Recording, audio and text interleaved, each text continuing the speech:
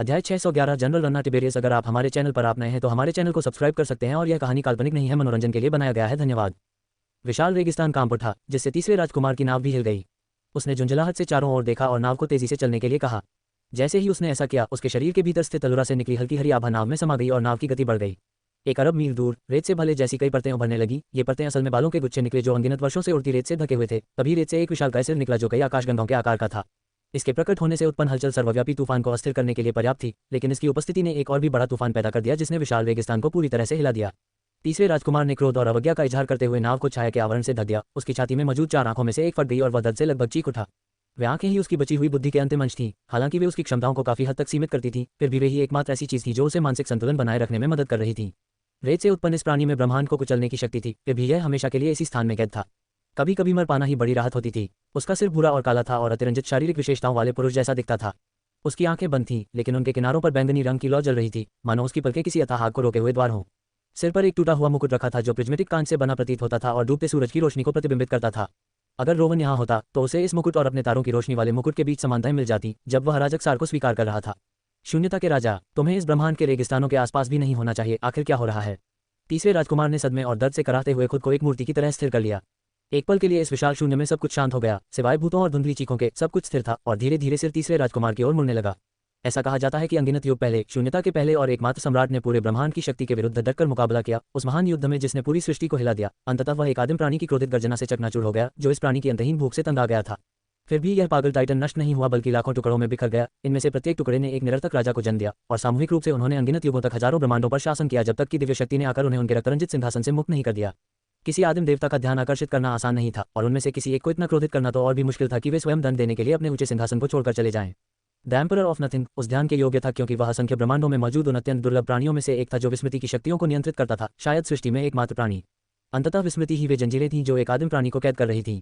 ऐसा मत करो, तीसरे राजकुमार ने पीड़ा से कराहते हुए कहा। मुझे तुम्हें फिर से मारने पर मजबूर मत करो। मैं खुद को रोक नहीं पाऊंगा और मेरा एक बिगड़ा हुआ बेटा है जिसे मुझे सबक सिखाना है। राजकुमार ने अपनी आंखें पूरी तरह खोलीं और आह भरी। वह रेगिस्तान का 80% हिस्सा पार कर चुका था। अगर उसने इस चुनौती को नजरअंदाज किया तो और भी चुनौतियां आएंगी, जब तक कि वह बाढ़ में डूबकर एक ऐसे युद्ध में न घसीट लिया जाए जो इस ब्रह्मांड के अंत तक चलता रहेगा। वह लड़ाइयों से नहीं डरता था, लेकिन वह अपनी इच्छाओं को समझता था। वह बहुत लंबे समय तक एक प्रतिबिंब बनकर जी चुका था और उसकी हाल की आदतों से पता चलता था कि वह अपना सामंजस्य खोने लगा था। वह अपनी बुद्धि पर नियंत्रण खोने लगा था। एक समय उसके पास 1000 से अधिक आंखें थीं और अब वह घटकर 4 रह गई थीं। नहीं, 3। दुराचार और पागलपन के प्रति उसकी बढ़ती लालसा इस बात का प्रमाण थी कि वह पतन की ओर अग्रसर था। वह बहुत लंबे समय तक जी चुका था। किसी भी प्रतिबिंब को जितने समय तक जीवित रहने का अधिकार था, उससे कहीं अधिक। यदि वह युद्ध के मधुर संगीत में बस जाता तो वह खुद को खो देता और अपने उद्देश्य को भूल जाता, जो कि उसके अस्तित्व का एकमात्र कारण था। नहीं, मैं असफल नहीं हो सकता। ये संघर्ष मुझे ईश्वर की इच्छा से मिला है। जैसे ही उसके चारों ओर रेत से विशालकाय सिर बाहर निकलने लगे, वैसे ही वह धीरे धीरे चुप हो गया, मानो एक दर्जन निरर्थक राजा प्रकट हो रहे हों। दूर क्षितिज पर एक काले सूरज ने अपनी सरपनुमा आंखें खोली और उसे घूरने लगा, जबकि वह राक्षसों की एक सेना को उगल रहा था। तीसरे राजकुमार ने झुंझलाहट और थकावट से कराहते हुए कहा, और उसका छायादार शरीर तब तक फैलने लगा जब तक कि उसकी ऊंचाई अरबों मील तक नहीं पहुंच गई। भले ही मैं खून की एक बूंद से बनी धुंधली परछाई ही क्यों ना हूं, मैं तुम सबको तब तक मार डालूंगा जब तक तुम्हें याद न आ जाए कि मैं आखिर कौन हूं। उस चुनौती भरी दहाड़ के साथ ही रेगिस्तान के भीतर एक भीषण युद्ध का शुभारंभ हुआ। सर्वाधिकार कॉपीराइट। एक युवा सैन्य अधिकारी एक लंबे गलियारे से होते हुए एक आलीशान कार्यालय की ओर दौड़ा। उसने दरवाजे पर तैनात 2 शक्तिशाली गार्डों को छूते हुए अपने पहचान पत्र दिखाए और उन्हें पार कर गया। एक बार खटखटाकर उसने दरवाजा खोला और अंदर बैठी महिला को प्रणाम किया। वह एक महिला थी जिसके बाल छोटे छोटे मुंडवाए हुए थे। उसका चेहरा युवा था, लेकिन उस पर हमेशा एक शिकन और तिरस्कार का भाव रहता था जो उसके चेहरे को एक गंभीर खतरे का रूप दे रहा था। उसने लाल रंग की मिलिट्री वर्दी पहनी हुई थी जो उस पर ढीली ढाली लग रही थी, लेकिन जिस तरह से उसका शरीर वर्दी से चिपका हुआ था, उससे एक ऐसे शरीर का आभास हो रहा था जो ताकत से भरा हुआ था। जनरल रन्ना टिबेरियस, मैं एक अत्यावश्यक रिपोर्ट लेकर आया हूं, महोदय। उसकी नजरें उन रिपोर्टों से हटकर जिन्हें वह पढ़ रही थी, उस युवा सैन्य अधिकारी पर टिक गई जो कांप उठा। जनरल, टिबेरियस परिवार की नवस्थापित पृथ्वी देवी थी और युद्ध में अपनी वीरता और किसी भी प्रकार की मूर्खता के प्रति अपने असहिष्णु स्वभाव के लिए प्रसिद्ध थी। बोलिए लेफ्टिनेंट ट्रिवोल्ट, मेरे पास कई अत्यावश्यक मामले हैं। युवक ने घबराकर अपनी रिपोर्ट शुरू की। जनरल अपनी तीक्ष्ण बुद्धि के लिए भी प्रसिद्ध थी। उनके अधीन लाखों सैनिकों में से उनका नाम याद रखना उनके लिए विस्मयकारी और विनम्रतापूर्ण दोनों था। धातुई चेहरे ने अचानक तिरस्कारपूर्ण भाव दिखाया। उसका सुंदर चेहरा क्रोध से भर गया। उसकी आंखों में नीली लपटें जलने लगी और एप्सोमेट की तीखी आवाज गूंज उठी। राना, तुम बेवकूफ कुतिया, तुम्हारी हिम्मत कैसे हुई मेरी युद्ध क्षमता को सीमित करने की? अगर तुमने ध्यान नहीं दिया है तो मैं समझ जाऊं तो मेरी बुरी तरह पिटाई हो रही है और मैं कुछ नहीं कर सकती क्योंकि मेरे दोनों हाथ पीछे बंधे हुए हैं और लामिया और उसके कमीने गुंडे मिलकर मेरा यौन शोषण कर रहे हैं। जनरल को उसकी बदजुबान की आदत थी और उसने उसकी बातों को अनसुना करते हुए कहा, एप्सोमेट, मुझे जवाब दो, तुम अपने आदेशों का उल्लंघन क्यों कर रही हो और उस भयानक प्राणी के साथ लड़ाई को इतना लंबा क्यों खींच रही हो? तुम्हें आदेश था कि उसे हमारे पास लाओ और तुम न केवल ऐसा करने में विफल हो रही हो, बल्कि अपनी बचकानी और अनधिकृत गतिविधियों से मुख्यालय के कामकाज में भी बाधा डाल रही हो। एप्सोमेट भड़क उठा, बचकाना, अनधिकृत, देखो यहाँ, बदबूदार छोटे कमीने, मुझे नहीं पता कि तुम मेरी रिपोर्ट देख रहे हो या नहीं, लेकिन तुम्हें पता होगा कि लामिया के साम्राज्य नियंत्रित क्षेत्र में बने रहने का एकमात्र कारण मैं ही हूँ। तुम मुझे तिबेरियस से मिले आदेशों का पालन करने से क्यों रोक रहे हो? क्या आदेश हैं? जनरल ने सवाल किया। तुम्हें मेरे आदेशों का अक्षरशः पालन करना है। अगले 5 दशकों तक मैं तुम्हारा स्वामी हूँ और जो मैं आदेश दूं वही तुम्हारी सर्वोच्च प्राथमिकता है। अपने बेकार के संदेश भेजना बंद करो और उस राक्षस को मारक क्षेत्र में लाओ। उसके बाद तुम्हें तिबेरियस परिवार की पूरी ताकत से उचित दंड दिया जाएगा। क्या मेरे आदेश स्पष्ट हैं रूनशिप, या मुझे तुम्हारी आने वाली सजा को बढ़ाना होगा? एप्सोमेट का चेहरा अचानक स्थिर हो गया, फिर वह मुस्कुराई। ओह हाँ, आपके शब्द काफी स्पष्ट हैं, इतने स्पष्ट कि लामिया के वीर्य से भरी मेरी आंखें साफ हो गईं। मैं एक नखरेबाज छोटे बच्चे के साथ अपना समय बर्बाद कर रही थी। एप्सोमेट का चांदी जैसा चेहरा अचानक अकल्पनीय गति से प्रकट हुआ और जनरल के पास आश्चर्य और भय से अपनी आंखें चौड़ी करने का ही समय था कि एप्सोमेट के धातुई दांतों ने, जो शार्क के दांतों में परिवर्तित हो गए थे, उसे बीच से काट दिया। जनरल दर्द से कराह उठा। एप्सोमेट, तुम क्या कर रहे हो? तुम्हें प्रथम जनादेश द्वारा दंडित किया जाएगा। तुम्हें मुझ पर हमला करने का कोई अधिकार नहीं है। मैं तुम्हारा स्वामी हूँ। जब वह घबराहट में चिल्ला रही थी तभी वह अपने क्षेत्र को पुकारने ही वाली थी कि अंधेरा और चांदी की रोशनी की चमक ने उसकी दृष्टि को ढक लिया और वह 15 सेकंड के लिए असहनीय पीड़ा में डूब गई और सौभाग्य से उसे मृत्यु में शांति मिली। एप्सोमेट चबाती रही और उसके मुंह से अथाह मात्रा में खून बह रहा था। लानत है, मुझे तिबेरियस का वीर्य खाना बिल्कुल पसंद नहीं। ये तो बस गंदे खून से भरे बड़े बड़े थैले हैं, ये कमीने कीड़े। तिबेरियस, तू हरामी, आकर मुझसे सीधे बात कर। मैं पूरे 1 साल से इस तरह चुदवाते चुपड़े थक चुकी हूँ। एक लड़की की भी एक सीमा होती है, तू जानता है ना? उस चेहरे ने उपेक्षापूर्वक हड्डी के 2 टुकड़े फेंके जो नीचे बैरक की ओर पीछे हट रहे गार्डों के शरीर को भेद गए। एप्सोमेट के ऊपर का आकाश ताजे खून की तरह लाल रंग का होने लगा। एप्सोमेट की चांदी जैसी आंखों से अचानक खून बहने लगा। जैसे ही उसके सामने अंतरिक्ष फट गया और युद्ध का देवता उसमें से बाहर आ गया। आखिरकार एप्सोमेट गुर्राई और कुछ बोलने ही वाली थी कि अचानक चुप हो गई। युद्ध के देवता के पीछे से एक और आकृति निकली। यह एक स्त्री की आकृति थी, लेकिन यह स्पष्ट रूप से देवी कुरानेस थी और उसके पीछे एक और आकृति, देवता होरुश।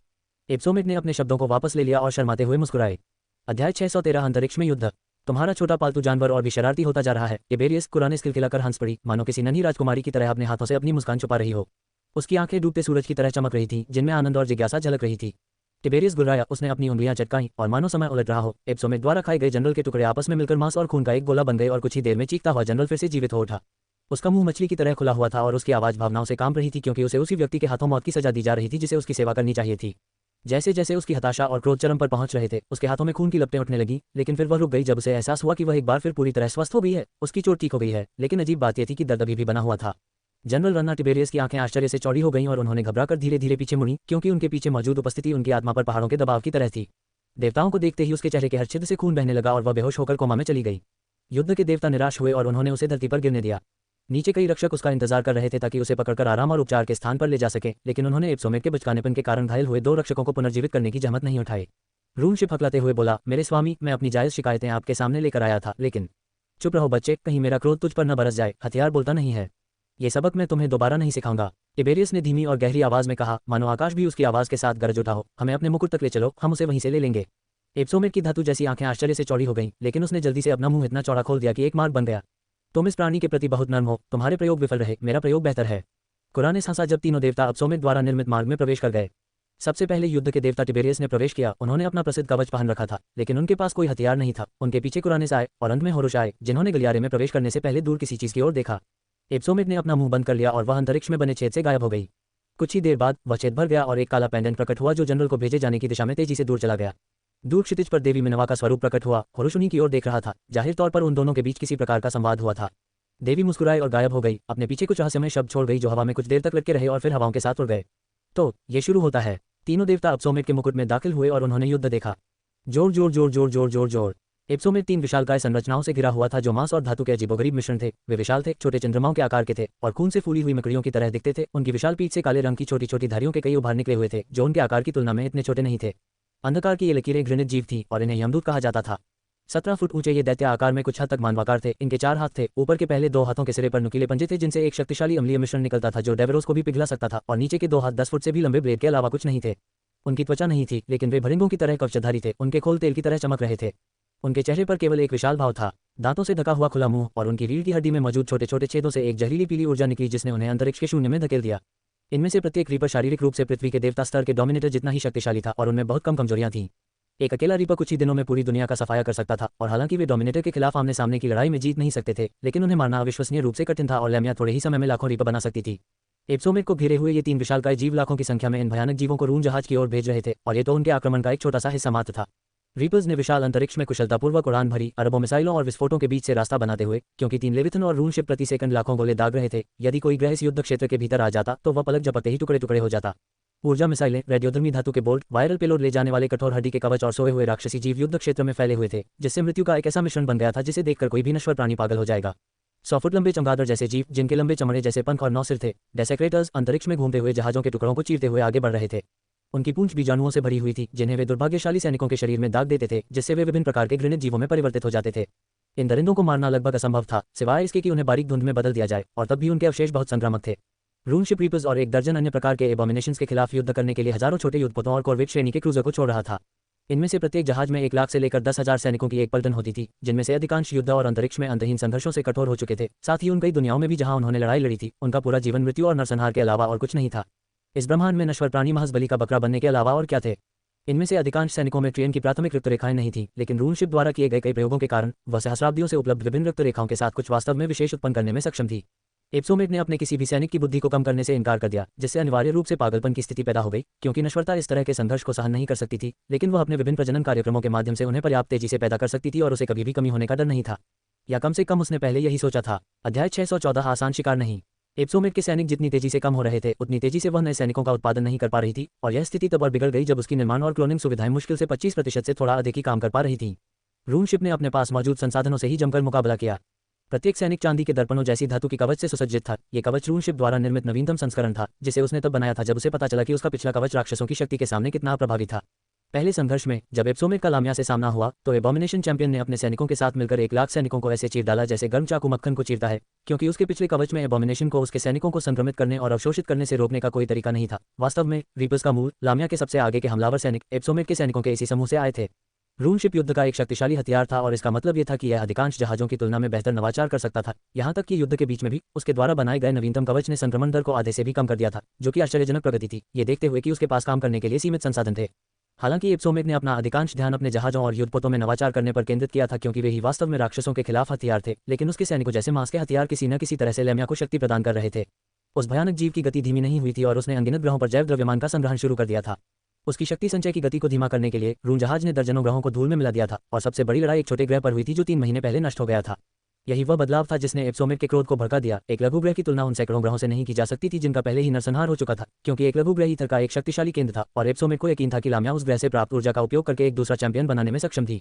देवता इस पागलपन को क्यों देख रहे थे? वह समझ सकती थी कि उन सैकड़ों दुनियाओं की अनदेखी करना ठीक था जो उस भयानक पागलपन के कारण नष्ट हो गई, लेकिन एक छोटी दुनिया पर दावा करना ट्रेन के प्रभुत्व के खिलाफ सीधा तमाचा था। वर्तमान में व्याप्त अराजकता और विनाश के बीच असली लड़ाई रूनशिप और 3 लेविथन के बीच थी, जो अपने मुख्य हथियारों का इस्तेमाल कर रहे थे। रून जहाज 30 मील से अधिक लंबी वोरपाल रून तोप का उपयोग कर रहा था, जिसे हर दिशा में घुमाया जा सकता था और जो शुद्ध ईथर की एक किरण को आग, पाला, बिजली और अन्य मौलिक तत्वों की ओर निर्देशित कर सकता था। पूरी शक्ति से चलने पर यह हथियार एक दर्जन लघु लोगों को भेज सकता था, लेकिन वर्तमान में यह अपनी सबसे कम सेटिंग्स पर चल रहा था। इसलिए नहीं कि रूनशिप यही चाहती थी, बल्कि इसलिए कि उसकी शक्तियों को सीमित किया जा रहा था। फिर भी अपनी इस घटी हुई शक्ति के बावजूद वह उन 3 विशालकाय राक्षसों के खिलाफ खड़ी रही, जिन्हें उसने जाना था कि अखुरिल कहा जाता है। अखुरिल ने अपने मुंह से लाल लपटों की मोटी धाराएं निकाली जो लेजर बीम जैसी दिखती थी। रोवन इन लपटों को फ्लैश लाइट के रूप में पहचान लेता, लेकिन इतनी बड़ी हुई कि वे पूरी दुनिया को भस्म कर सकती थीं। रून जहाज हमला नहीं कर सका क्योंकि उसकी तोपें तीनों अखुरिलों के हमलों को रोकने और मोड़ने में व्यस्त थीं।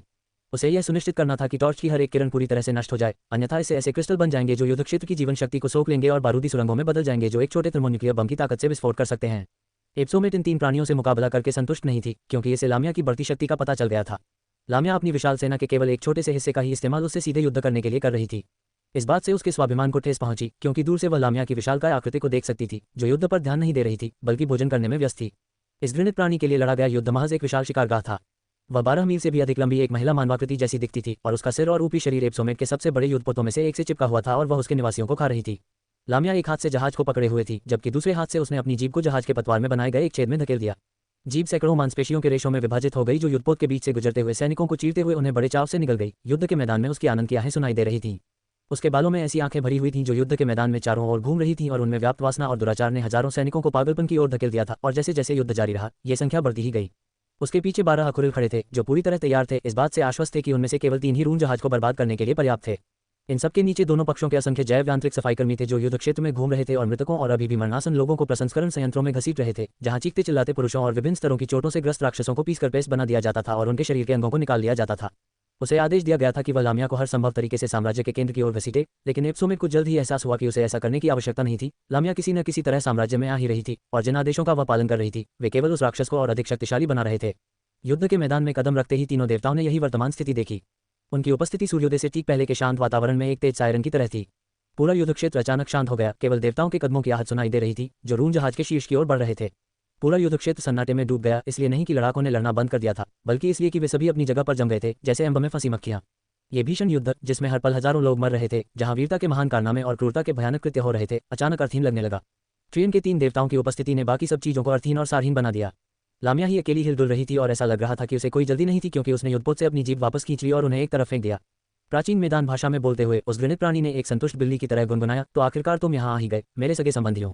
अब तुम मुझे पहले की तरह आसान शिकार नहीं पाओगे। अध्याय 615 महान परिवर्तन। देवताओं ने एबोमिनेशन कोर की घोषणा को अनसुना कर दिया और टिबेरियस ने होरुश की ओर इशारा किया।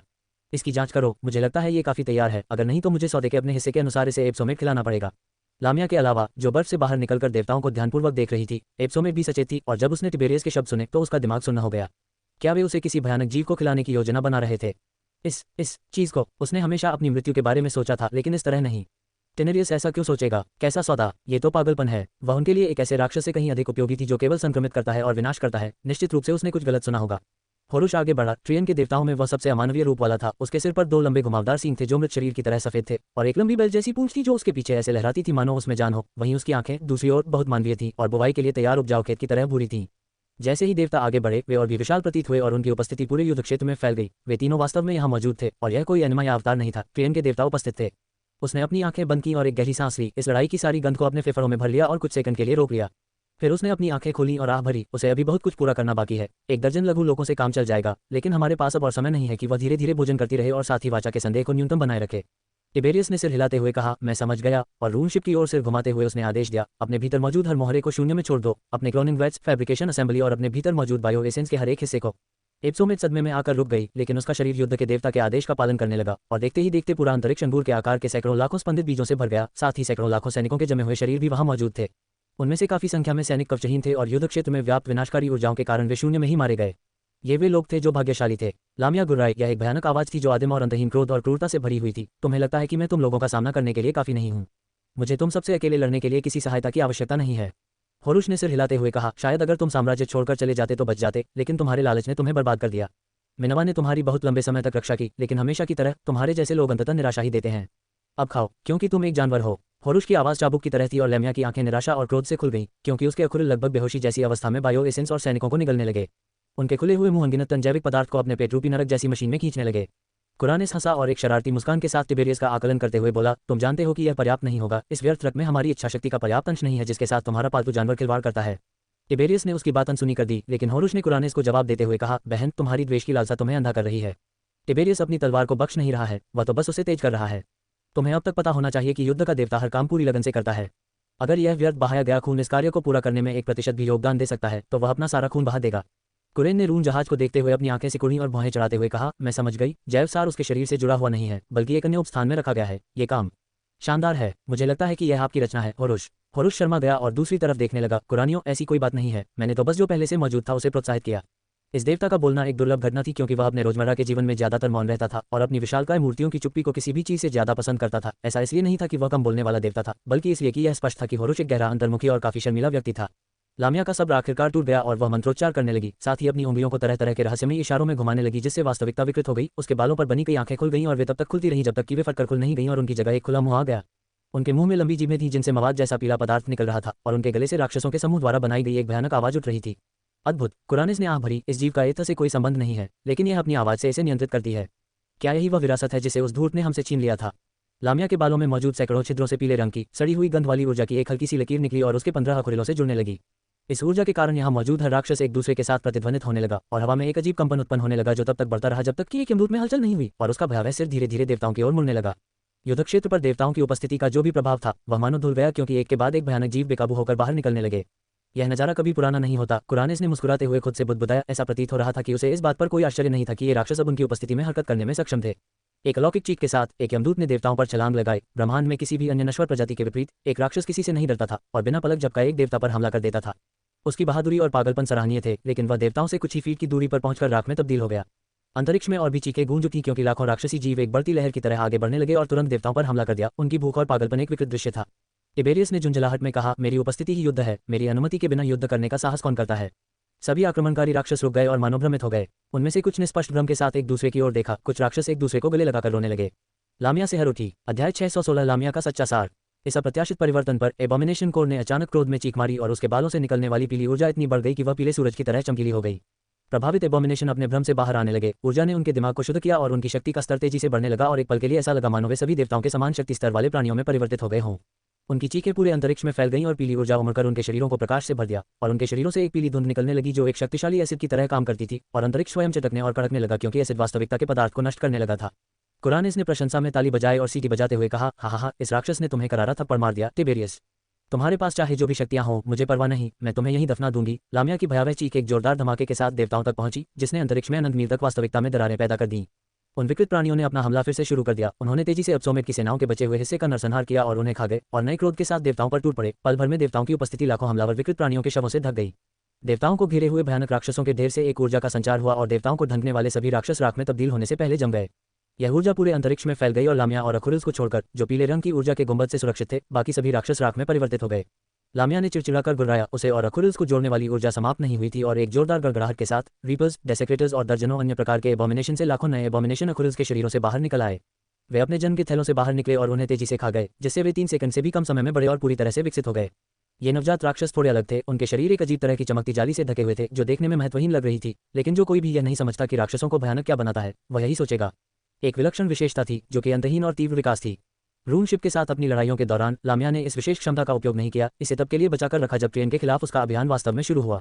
उसके पिछले एबोमिनेशन वेरिएंट्स को नष्ट करने वाली चीज एक विशेष कंपनशील स्पंदन थी जो युद्ध के देवता द्वारा उंगलियां चटकाने पर उत्पन्न होती थी। यद्यपि इन विकृत प्राणियों के शरीर में हुए ये नए परिवर्तन उन्हें इस कंपन शक्ति से सीमित हद तक ही बचा सकते थे और युद्ध के देवता के पास कई अन्य तरकीबें और शक्तियां थीं, फिर भी यह एक निर्विवाद तथ्य था कि पर्याप्त समय मिलने पर ये विकृत प्राणी उन पर किए गए हर हमले के अनुकूल ढल जाएंगे।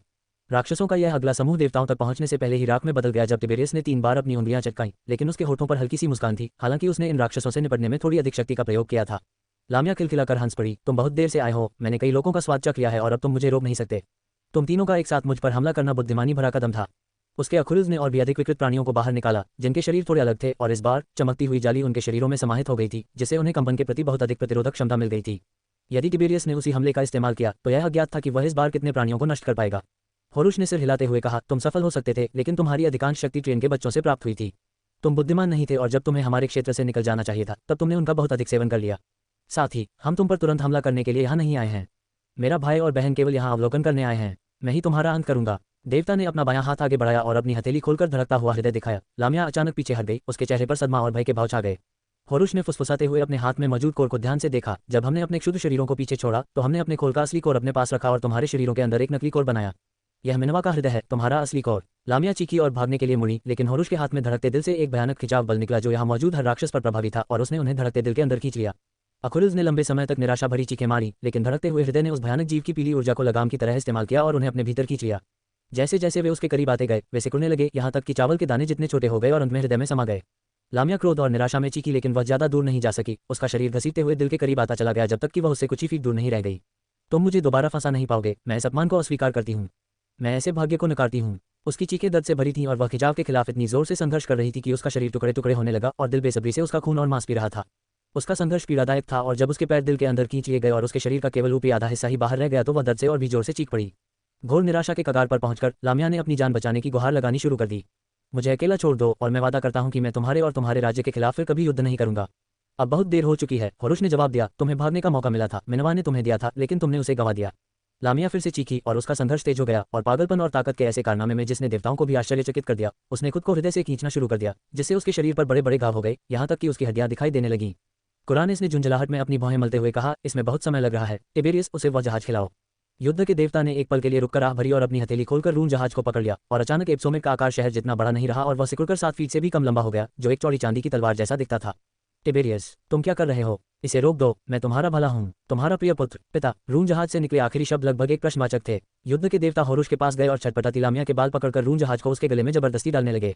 अध्याय 617 मेरा रक्त मार्ग को रोशन करता है। संघर्ष के कारण लामिया की आंखें इतनी चौड़ी हो गईं कि उसके चेहरे पर मकड़ी के जाले जैसी दरारें पड़ने लगीं। उसकी निराशा और आनंद से भरी चीखें भयावह थीं। कुरानिस ने अपने होंठ चाटे। रून शिप को एबोमिनेशन कोर के गले में धकेल दिया गया। रास्ते में आने वाले सभी नाजुक अंगों को चीरता हुआ वह उसके पेट तक पहुंचा और रून शिप का 4 फीट हिस्सा अभी भी उसके मुंह के बाहर लटका हुआ था। अगर यह और बाहर होता तो यह उसे पूरी तरह से भेद देता। लामिया की सबसे प्रबल प्रवृत्ति, जो आमतौर पर उसके नियंत्रण से परे थी, वह थी उपभोग करना। सामान्य परिस्थितियों में भी उसके लिए भोजन को मना करना लगभग असंभव था, और अब जब उसका पूरा ध्यान मिनवा कोर के खिंचाव से बचने पर केंद्रित था तो उसकी प्रवृत्ति बेकाबू हो गई और उसने रून शिप को खाना शुरू कर दिया। हालांकि वह जानती थी कि इस रून जहाज को निगलने से केवल उसकी मृत्यु ही होगी, लेकिन यह उसके नियंत्रण से बाहर था क्योंकि उसके शरीर से पाचक रस निकले और उसका मुंह फट गया, जिससे सैकड़ों नए नुकीले दांत निकल आए जो कांटों की तरह काम करते हुए रून जहाज में घुस गए और उसे उसके अंदर और गहराई तक खींच ले गए, यहाँ तक कि जब उसके शरीर ने उसके अंदर मौजूद चीज को पूरी तरह से पचाया भी नहीं था। लामिया की आंख से एक आंसू बह निकला, उसका शरीर कांप उठा, मानो वह एक ही समय में दो चरम शक्तियों से लड़ रही हो। खुशी, दर्द और निराशा से भरी उसकी चीखें और गहरी होती गईं, क्योंकि उसकी चेतना का अधिक हिस्सा मिनवा कोर में समाहित होता जा रहा था और उसे ट्रेन के देवताओं की विशाल योजनाओं का कुछ अंदाजा होने लगा था, जिसने उसे हद से ज्यादा भयभीत कर दिया। अब सोमित ज्यादातर चुप रही, बीच बीच में दर्द से सिसकियां भरती रही, लेकिन कुल मिलाकर रून जहाज ने अपने भाग्य को स्वीकार कर लिया था। देवता अगले 18 घंटों तक इस भयावह दृश्य को बिना किसी हस्तक्षेप के देखते रहे, लेकिन कुरानिस ने रून जहाज के धीरे धीरे नष्ट होते देखकर अपनी खुशी नहीं छिपाई। टिबेरियस के प्रति उसका शत्रुतापूर्ण व्यवहार जगजाहिर था, क्योंकि वे दोनों हर क्षेत्र में एक दूसरे के खिलाफ प्रतिस्पर्धा करते थे और उनके इस अंतहीन खेल का विजेता ही सबसे शक्तिशाली घोषित किया जाता था। फिर भी इन खेलों का कोई अंत नजर नहीं आ रहा था, आखिरकार वे अमर थे। लामिया ने रून शिप का एक छोटा सा हिस्सा थूक दिया और उसने अपना सिर पकड़ लिया, गीली आवाज के साथ उसे हृदय में घसीटे जाने से पहले विरोध का अंतिम प्रयास करते हुए चीखी। उसकी अंतिम चीखें ब्रह्मांड में गूंज उठीं। माँ, अपने बच्चों पर दया करो, हम अंधकार में डूब रहे हैं। पंजीकृत व्यापार चिन्ह। टिबेरियस ने रून जहाज के अवशेषों पर विचार किया, इसे बचाया जा सकता था, लेकिन लामिया की लार के क्षरण ने इसे पूरी तरह से नष्ट कर दिया था और इसे इसकी पिछली शक्ति के एक अंश तक भी वापस लाने के लिए बहुत अधिक संसाधनों की आवश्यकता होगी। उसने आह भरी और मुंह फेर लिया। उसकी कब्र तारों की रोशनी में हो, ठीक उसी तरह जैसे उसने उसे पाया था। होरुश ने मिनवा से उधार ली गई ऊर्जा से हृदय में ऊर्जा का संचार करना शुरू किया और हृदय धीरे धीरे हड्डियों और हिलते हुए मांस से बने एक घन में परिवर्तित होने लगा। घन के चारों ओर लामिया के चेहरे बने हुए थे, जिनमें से प्रत्येक पर अलग अलग भाव थे, लेकिन फिर भी वह अपनी स्थिति से बुरी तरह अवगत थी, क्योंकि उसकी आंखें क्रोध और पागलपन से चारों ओर देख रही थीं। होरुश ने फुसफुसाते हुए कहा, ये हो गया है, हम असेंशन प्लेटफॉर्म को सक्रिय करना शुरू कर सकते हैं। अभी नहीं, हमारे स्वर्ग को स्थिर रखने के लिए पर्याप्त शिकार नहीं है। टिबेरियस गुर्राया, हमें ये सुनिश्चित करना होगा कि सब कुछ एकदम सही हो। हमारे पास इसके लिए केवल एक ही मौका है, अगर हम असफल हुए तो पूरा ब्रह्मांड हमें अपने क्रोध के नीचे दबा देगा। सिर्फ यही ब्रह्मांड नहीं, कुरानिस हंसते हुए बोला, सभी ब्रह्मांड।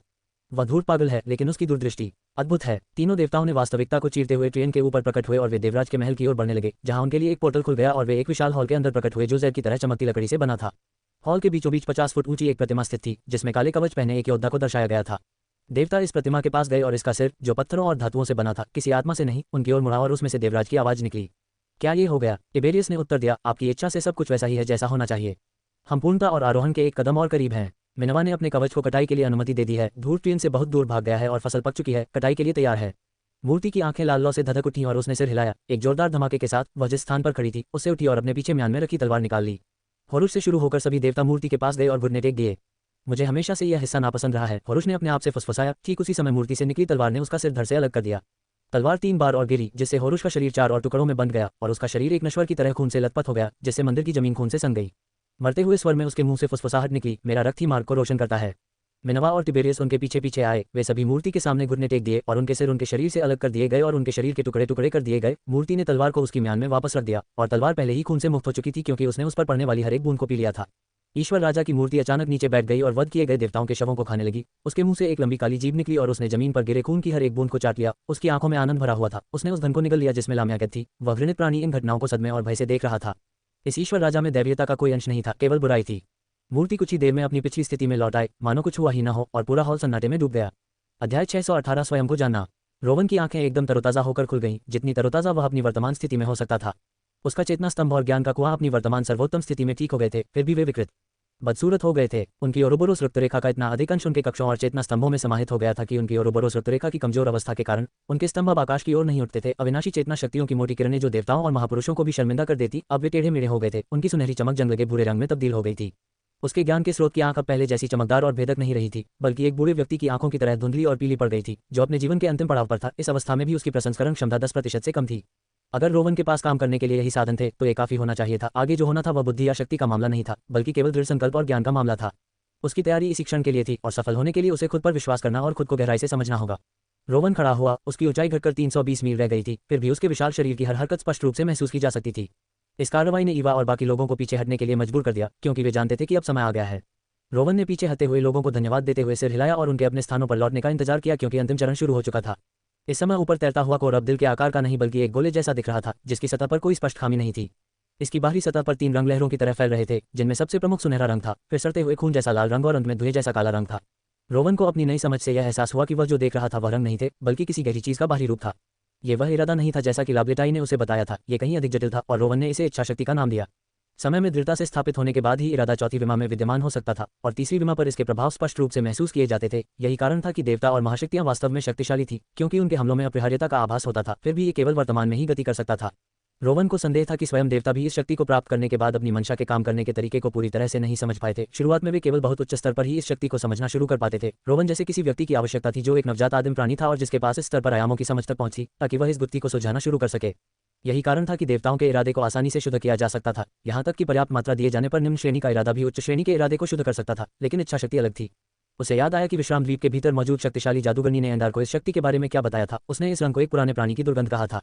यह इच्छा या दुर्गंध एक गहरी व्यापक शक्ति थी जिसने चौथी आयाम से परे उच्चतर स्तरों में अपनी जड़ें जमा ली थी और अतीत, वर्तमान और भविष्य में अपने भ्रष्टाचार को गहराई से फैला दिया था। सोना अराजकता से आया था, लाल उसके पिता से और काला उस अगाध शक्ति से जिसने उसके स्वर्गदूतों पर आक्रमण किया था।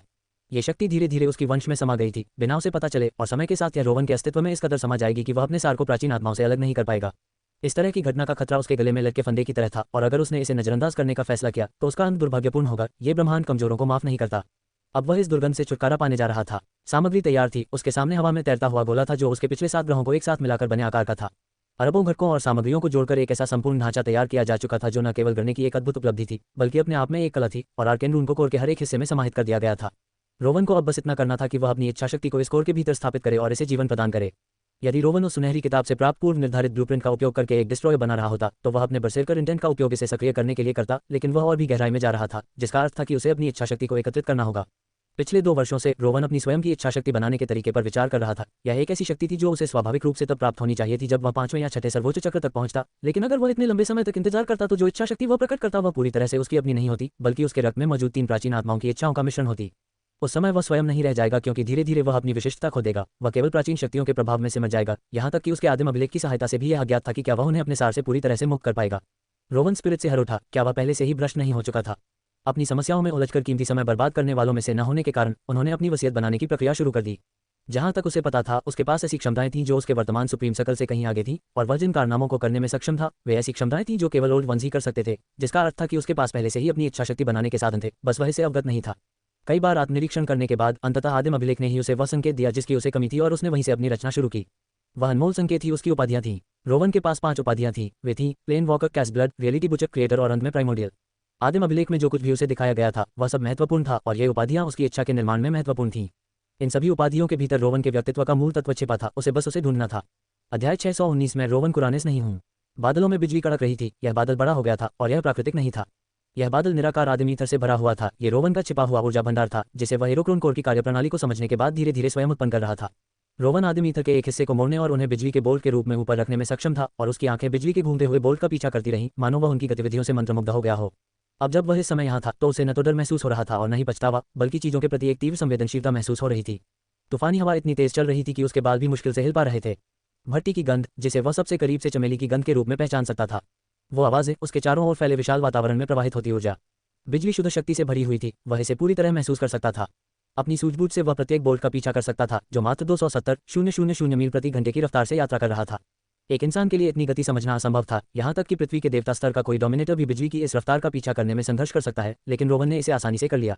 वह इतने कम समय में इतना शक्तिशाली हो गया था कि अब उसके लिए अपनी शक्तिहीनता और वर्तमान स्थिति के बीच अंतर करना बहुत मुश्किल हो गया था। रोवन समझ गया था कि कहीं न कहीं वह बात भूल गया था जिसे नश्वर प्राणी और यहाँ तक कि देवता भी सांस लेने जितनी आसानी से समझते हैं। हर किसी की सीमाएं होती हैं, मेरी भी। मेरा विकास तीव्र है लेकिन मैं अभी भी आगे बढ़ रहा हूँ और मेरी यात्रा लंबी है। आत्मा खोज की इस यात्रा में मैं अभी तक अपने गंतव्य तक नहीं पहुंचा हूं। केवल एक ही प्रश्न महत्वपूर्ण है। रोवन ने मन ही मन फुसफुसाते हुए कहा, मैं कौन हूं? उसने गौर किया कि उसकी आकर्षक सर्पाकार आंखें गायब हो गई थीं। उसकी आंखों में अब पहले की तरह सोने जैसी चमक नहीं थी, बल्कि अब वे मटमैली भूरी थी, मानो कई रंगों का मिश्रण हो। वह इस रंग से असंतुष्ट नहीं था क्योंकि यह किसी पवित्रता, किसी मूलभूत तत्व का प्रतीक था। वह खुद को नए सिरे से खड़ा कर सकता था। रोवन की मुस्कान खूबसूरत थी। मैं खुद को अपनी मिट्टी से बनाता हूँ। उन्हें जो पहला टाइटल मिला वह था प्लेन वॉकर और उन्होंने ये जानने की कोशिश शुरू की कि यह टाइटल उनके लिए क्या मायने रखता है। रोवन ने कई जन्मों को जिया था, या कम से कम अपने एक हिस्से को। उसका वह हिस्सा जो एक साधारण ग्रह पर एक साधारण ब्रह्मांड में एक नश्वर प्राणी की तरह रहता था, चीजों की विशाल योजना में अपने वास्तविक स्थान से अनजान था। उनके वे अलग अलग हिस्से एक साथ आए, मृत्यु से परे, अपने अपने ब्रह्मांडों से परे यात्रा करते हुए 2 अलग अलग सत्ताएं एक हो गईं। रोवन ने अपने पिछले जीवन में पृथ्वी पर सुना था कि मृत्यु ही मनुष्य और ईश्वर के बीच एकमात्र सेतु है। मृत्यु से अधिक पूर्ण और क्या हो सकता है? पता नहीं कैसे ये शब्द उसके दिल में बस गया था। अब जब वह कई बार कई तरीकों से मर चुका था तो यह कोई आश्चर्य की बात नहीं थी कि वह अब ईश्वर को और अधिक गहराई से समझने लगा था। यहाँ तक कि उसने कई देवताओं को मार भी डाला था, हालांकि उनमें से अधिकांश उसकी इस भूख के लायक नहीं थे। रोवन ने कंधे उचकाते हुए कहा, खाना तो खाना है, मौत मेरा काम है। मैं इस दिन का बहुत लंबे समय से इंतजार कर रहा था और अब यह आ गया है। उसकी आवाज बुलंद और अटल थी। मैं अब पृथ्वी का रोवन काट नहीं हूँ और मैं अब ट्रियन का रोवन कुरानेस भी नहीं हूँ। पंजीकृत व्यापार चिन्ह। अग्नि के लोक में एक देवी पिघले हुए लावा और हिलती हुई राख के सिंहासन पर विराजमान थी। उनकी आंखें गहरी नींद में होने के कारण बंद थीं, लेकिन वे गुनगुना रही थी। उनकी दिव्य आवाज शक्ति और ईथर से स्पंदित हो रही थी, अनंत शून्य में प्रवाहित हो रही थी। जिस सिंहासन पर वह बैठी थी वह लाखों मील की दूरी पर हवा में स्थित था और उससे तारों से भी अधिक तापमान वाला भारी मात्रा में पिघला हुआ लावा निकल रहा था, जिससे घना काला धुआं उठ रहा था और इस जगह को मीलों तक अंधेरे में ढक रहा था। उसके सिंहासन के नीचे असंख्य संसार थे जो अराजकता और ज्वालाओं में जन्म ले रहे थे, फिर नष्ट होकर पुनर्जन्म ले रहे थे। इस स्थान पर असीम शक्ति वाले अनगिनत जीव विचरण करते थे और देवी की शक्ति यहाँ पृथ्वी से भी अधिक स्थिर और सूर्य से भी अधिक गर्म थी। इस भयावह वातावरण में रोवन की आवाज गूंज उठी, मैं अब रोवन कुरानिस नहीं हूँ। देवी कांप उठी और भयंकर क्रोध से जाग उठी, जिससे पूरा ब्रह्मांड कांप उठा। उनका स्वर्ग हिल गया और नरक बेकाबू हो गया। पल भर में ही अरबों जीव मारे गए, क्योंकि उनका क्रोध लगातार बढ़ता ही जा रहा था। अविश्वास और पीड़ा की चीख के साथ कुरानिस अपने सिंहासन से उठी और ट्रेन की ओर बढ़ने लगी। उसका शरीर फटने लगा और उसमें से भारी मात्रा में खून निकला जो सड़कर राख में बदलने लगा। देवी तेजी से बूढ़ी होने लगी, उनके लहराते लाल बाल सफेद होने लगे। पंजीकृत व्यापार चिन्ह, मैं अब केवल अलुरा, जीवन के स्वर्ग या मेरे पिता उस टूटे हुए राक्षस का पुत्र नहीं हूँ। मैं एक नया प्राणी हूँ जो किसी टूटी और खंडित चीज से बना है और एक अज्ञात चीज में परिवर्तित हुआ है। रोवन की आवाज फुसफुसाहट से शुरू हुई, एक छोटी सी ध्वनि जिसमें धरती की गहराई समाई हुई थी।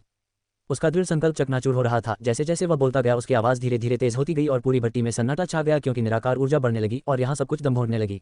ऊपर स्थित गोला कांपने लगा। उसके ओरोबोरोस वंश के साथ भी ऐसा ही हुआ। उसके शरीर पर गहरी दरारें पड़ने लगी। अचानक उसके शरीर से एक भयंकर आघात तरंग निकली और यहाँ तक कि सम्राट भी इसे रोक नहीं सके। उनके लिए इसे रोकना असंभव था। एक जोरदार चीख के साथ उन्होंने शक्ति को बाहर की ओर मोड़ दिया और यह भट्टी से फूट पड़ी और प्रकाश की गति से भी तेज गति से पूरे भौतिक ब्रह्मांड में फैल गई, जब तक कि यह उस रेगिस्तान तक नहीं पहुंच गई जहां तीसरे राजकुमार ने अनगिनत दुश्मनों से लड़ाई लड़ी। उस शक्ति ने ब्रह्मांड की सभी महान शक्तियों को स्पर्श किया, जादूगरों के विशाल टावरों से लेकर उस गहरे शून्य तक जहां अगाध नरक अपना भ्रष्टाचार ब्रह्मांड में फैला रहे थे, उस स्वर्गीय चौकी तक जहां दिव्य प्राणी ब्रह्मांड के परिपक्व होने की प्रतीक्षा कर रहे थे ताकि वे विचरण शुरू कर सकें, और अन्य गहरे क्षेत्रों तक। स्वयं ब्रह्मांड में हलचल मचने लगी। अध्याय 620 स्वयं को विखंडित करना। तीसरे राजकुमार को गहरी बेचैनी महसूस हुई, लेकिन अफसोस की बात यह थी कि उनकी चेतना पहले की तरह स्थिर नहीं थी और रक्तपात की लालसा और युद्ध के सुखों ने उनकी एकाग्रता को भंग कर दिया था। फिर भी यह अपरिचित भावना इतनी शक्तिशाली थी कि इसने उसके मन में जागरूकता की एक नई लहर पैदा कर दी, जिससे वह अपनी रिक्त पिपासा से दूर हो गया और उसने रेगिस्तान से भागने की दिशा में कदम बढ़ाना शुरू कर दिया। उसे याद आया कि वह यहाँ क्यों था और धीरे धीरे लेकिन निश्चित रूप से वह स्वतंत्रता की ओर बढ़ रहा था। उसके विरुद्ध खड़े सभी शत्रुओं में से शून्यता का राजा सबसे अधिक परेशान करने वाला था, क्योंकि उसकी क्षमताओं ने उसके भागने के हर प्रयास को निष्फल कर दिया, क्योंकि उसने अंतरिक्ष और समय को शून्यता में परिवर्तित कर दिया, जिससे उसके द्वारा किए गए किसी भी प्रयास का कोई अर्थ नहीं रह गया। इस युद्ध के दृश्य को अविश्वसनीय रूप से भयावह बनाने वाली बात यह थी कि यहाँ कोई आवाज नहीं थी। यहाँ तक कि सर्वनाशकारी शक्तियों के प्रयोग के बावजूद भी ये युद्ध ध्वनिहीन था। तीसरे राजकुमार की अंतरात्मा उसे चीख चीख कर कह रही थी, वह उसे बता रही थी कि उसे रेगिस्तान छोड़ना होगा, कि कुछ बहुत बड़ा घट रहा है और अगर उसने इस पर ध्यान देने में देर कर दी तो वह अपने अस्तित्व के पूरे उद्देश्य में विफल हो जाएगा। ये क्या हो रहा है? मैं क्या खोने वाला हूँ? क्रोध की चीख के साथ तीसरे राजकुमार ने सब कुछ नजरअंदाज कर दिया, अपनी शक्ति को प्रज्वलित किया और इस रेगिस्तान से भागने के लिए जोर लगाने लगा। तीसरे राजकुमार के सार के प्रज्वलित होते ही यह अंतहीन रेगिस्तान एक लाल सागर में परिवर्तित हो गया। यहाँ तक कि यह शक्तिशाली और भयभीत स्थान भी तीसरे राजकुमार की वास्तविक शक्ति की उपस्थिति के सामने रूपांतरित हो गया। असंख्य युगों में पहली बार अविश्वसनीय रूप से प्राचीन रेगिस्तान से एक जोरदार चीख निकली, जो ऐसे क्रोध से भरी थी जो अस्तित्व में मौजूद हर चीज को धूल में मिला देगा। उस उत्तर का जवाब तीसरे राजकुमार ने दिया, जिसकी क्रोध और निराशा की चीख लंबी और गहरी थी। उस चीख में कुछ ऐसा था जिसने रेगिस्तान को शांत कर दिया और उसने अनिच्छा से अपना क्षेत्र वापस ले लिया। रेगिस्तान ने तीसरे राजकुमार के सामने घुटने टेक दिए, लेकिन उसका क्रोध शांत नहीं हुआ। इस क्षण से उसे रेगिस्तान में फिर कभी प्रवेश करने से रोक दिया गया। यदि उसे लौटना था तो तीसरे राजकुमार को कोई दूसरा रास्ता अपनाना पड़ता, जो असंभव था। यही ब्रह्मांड की चेतना तक पहुंचने और वापस लौटने का एकमात्र अंधकार में मार्ग था, अन्यथा उसे कुछ और बनना पड़ता। अपनी शक्ति को प्रज्वलित करना ही अंतिम उपाय था। इसने उसे अपने घेरे से बचने के लिए आवश्यक सारी शक्ति प्रदान की, क्योंकि वह धीरे धीरे रेगिस्तान के छोर की ओर संघर्ष करता हुआ आगे बढ़ा। फिर भी वह जानता था कि अपनी शक्ति को प्रज्वलित करने का ये कार्य उसके अंत का कारण बनेगा, लेकिन अब उसे इसकी परवाह नहीं थी। और यदि इसका मतलब यह था कि वह अपने मिशन में असफल नहीं होगा, तो वह स्वेच्छा से मशाल अगले उत्तराधिकारी को सौंप देगा। उसके क्रोध से भरी चीखें एक बार फिर रेगिस्तान में गूंज उठीं। चौथा स्थान तुम जीत गए, कमीने, तुम जीत गए। पंजीकृत व्यापार चिन्ह। रोवन को अपने इस कृत्य के ब्रह्मांड पर पड़ने वाले प्रभाव का अंदाजा नहीं था। नहीं, ऐसा कहना गलत होगा। उसे इस बात का अंदाजा था कि कुछ ऐसा ही हो सकता है, हालांकि वह अपने इस प्रयास की भयावहता को नहीं समझ पाया था। उसने अपनी मानसिक स्थिति को शुद्ध करने का काम जारी रखा। उसके चारों ओर एक जबरदस्त शक्ति थी जिसने वास्तविकता को संकुचित करना शुरू कर दिया था, यहाँ तक कि ऐसा प्रतीत होने लगा जैसे उसके चारों ओर एक चांदी का प्रभामंडल हो। उसे दूर से एक भारी धमक की आवाज सुनाई दी, जिससे उसका संकल्प और मजबूत हो गया और उसे एहसास हुआ कि यह आवाज उसके 1 लाख स्वर्गदूतों के समूह से आ रही थी। उन्होंने आग के भाले बनाए और उन भालों से जमीन पर प्रहार किया, जिससे अनगिनत ध्वनि तरंगें उत्पन्न हुई। वह उनके विश्वास, उनके प्यार और अटूट आत्मविश्वास को महसूस कर सकता था, और रोवन ने बोलते हुए उनसे शक्ति प्राप्त की। मैं वास्तविकता का कसाई नहीं हूँ। मेरा अनियंत्रित विनाश एक ऐसे दिमाग से पैदा हुआ था जिस पर मेरा कोई नियंत्रण नहीं था। मैं उस प्रवृत्ति का गुलाम मात्र था जिस पर मुझे काबू पाना चाहिए था। मैं अचानक उसके मन में एक फुसफुसाहट सुनाई दी। ओह, लेकिन तुमने अभी तक उस सहज प्रवृत्ति पर महारत हासिल नहीं की है। अराजकता के बच्चे। वे शब्द इतने दखलंदाजी भरे और तीखे थे कि ऐसा लग रहा था मानो उसके शरीर की हर कोशिका चीख रही हो। रोवन का शरीर अरबों टुकड़ों में बिखर गया और हजारों मील के दायरे में फैल गया। उन टुकड़ों से उसका क्रोध और दृढ़ संकल्प की दहाड़ फूट पड़ी। उसे इस बात का एहसास हुआ कि वह कितनी गहराई से भ्रष्ट हो चुका था, जिससे उसके दिल में शर्म और क्रोध की गहरी भावना पैदा हुई। मैं तुम्हारी इस दुर्गंध को बहुत लंबे समय से सहन कर चुका हूँ। यदि यह शक्ति तुमसे मिली है तो यह मेरी नहीं है। मुझे इसकी आवश्यकता नहीं है। उसके खंडित शरीर ने स्वयं को पुनः संगठित किया, लेकिन वह पहले की तरह पूर्ण रूप से स्वयं को स्थापित नहीं कर पाया। रोवन क्रोध से भरा हुआ था और उसने जानबूझकर खुद को पूरी तरह से ठीक नहीं किया, क्योंकि उसने खुद को विभिन्न भागों में विभाजित कर लिया था, जैसे शरीर रचना का एक पुतला जो मांस के भीतर की विभिन्न परतों को प्रदर्शित करता है। इससे पहले वह खुद को इस तरह देखने या खुद को इस तरह अलग करने में सक्षम नहीं था जैसा उसने अभी किया। उसके शरीर की भीतरी परत पारे की तरह घनी सुनहरी बादल थी। करीब से देखने पर पता चलता था कि यह तरल नहीं बल्कि अनगिनत सुनहरे कण थे जिनके अंदर तारों की रोशनी के कण थे। वे धीरे धीरे घूम रहे थे और उनसे निकलने वाली आभा शक्तिशाली थी, क्योंकि वे अब रोवन के पूर्ण शरीर के भीतर समाहित नहीं थे। इस आभा में रोवन द्वारा ब्रह्मांड से प्राप्त की गई असंख्य दिव्य ऊर्जा और आत्मा ऊर्जा का उपयोग करके रूपांतरित की गई ऊर्जा समाहित थी। कुछ असामान्य मामलों को छोड़कर किसी भी ब्रह्मांड के लिए किसी एक प्राणी को इतनी मात्रा में सार प्रदान करना असंभव था, क्योंकि यही शक्ति की नींव थी जो उन्हें अंदर से कुचल सकती थी। रोवन ब्रह्मांड के भीतर रहते हुए इतने सारे चमत्कार करने में सक्षम था, जैसे कि लालच के टावर का उपयोग करके अपनी भविष्य की स्थिति को अतीत में वापस लाने की उसकी क्षमता, या जब वह अभी भी केवल एक रिफ्ट स्टेट डोमिनेटर था तब हजारों दुनियाओं में बीज बोने में सक्षम होना। इसका एक बड़ा कारण यह था कि उसके पास एम्पायरियन एसेंस की मात्रा अभूतपूर्व थी। रोवन द्वारा एकत्रित की गई यह सार ऊर्जा 100 एम्पायरियन को जन्म देने के लिए पर्याप्त थी। यह सार अपार शक्ति का प्रतीक था और इसकी आभा भट्टी को अस्थिर करने लगी। दूसरी परत उसकी सुनहरी हड्डियों की थी। वे सूर्य की तरह चमकती थीं और ब्रह्मांड को सहारा देने वाले स्तंभों की तरह स्थिर थीं। तीसरी परत मांस की बनी थी। वे शक्ति के अनंत स्रोतों की तरह थे, क्योंकि उनमें असीम मात्रा में ईथर धारण करने की क्षमता थी। यही कारण था कि वह खुद को राख में बदले बिना इरप्शन को जला सकता था। रोवन दहाड़ा, विस्फोट, बाहर निकलो। अध्याय 621 सत्ता का हस्तांतरण। उसकी इस हरकत से मानो आवाज स्तब्ध रह गई, क्योंकि रोवन की दहाड़ जो अविश्वसनीय रूप से लंबे समय तक हवा में गूंजती रही, उसके शरीर की हर परत कांपने लगी। उसके उग्रसार, सुनहरी हड्डियों और परम शरीर से एक सुनहरी अग्नि उभरने लगी जिसमें ऊष्मा का कोई अंश नहीं था, केवल बल था। यह आग नहीं थी, बल्कि शुद्ध संभावित ऊर्जा थी, एक ऐसे रूप में जो ब्रह्मांड में मापी जा सकने वाली ऊर्जा की सभी अवधारणाओं से परे थी। यहाँ तक कि भट्टी भी कराहने लगी, क्योंकि इस शक्ति को नियंत्रित करने के प्रयास से मूल्यवान संसाधनों पर दबाव पड़ रहा था। इरप्शन के असली रूप को देखकर रोवन विस्मय से लगभग स्तब्ध रह गया। उसे एहसास हुआ कि उसने इस शक्ति का केवल एक छोटा सा हिस्सा ही देखा है, और इसे इस्तेमाल करने के उसके तरीके इतने अशिष्ट थे कि उसे लगभग हंसी आ गई, मानो उसे एक परमाणु मिसाइल दी गई हो और वह उसे भले की तरह इस्तेमाल कर रहा हो। हे अराजकता के बच्चे, तुम अज्ञानी हो। अपनी प्रतिभा का लापरवाही से उपयोग करना बुद्धिमत्ता नहीं है। तुम्हें उड़ने के लिए पंख दिए गए हैं, फिर भी अपनी मूर्खता में तुम सोचते हो कि तुम केवल अपने नंगे हाथों से उड़ान भर सकते हो। युगों की शक्ति के सामने तुम्हारा नश्वर शरीर क्या कर सकता है। यह आवाज रोवन को चुभ रही थी, लेकिन उसने गौर किया कि इसकी तीव्रता कम हो गई थी, इसलिए उसने इसे अनसुना कर दिया।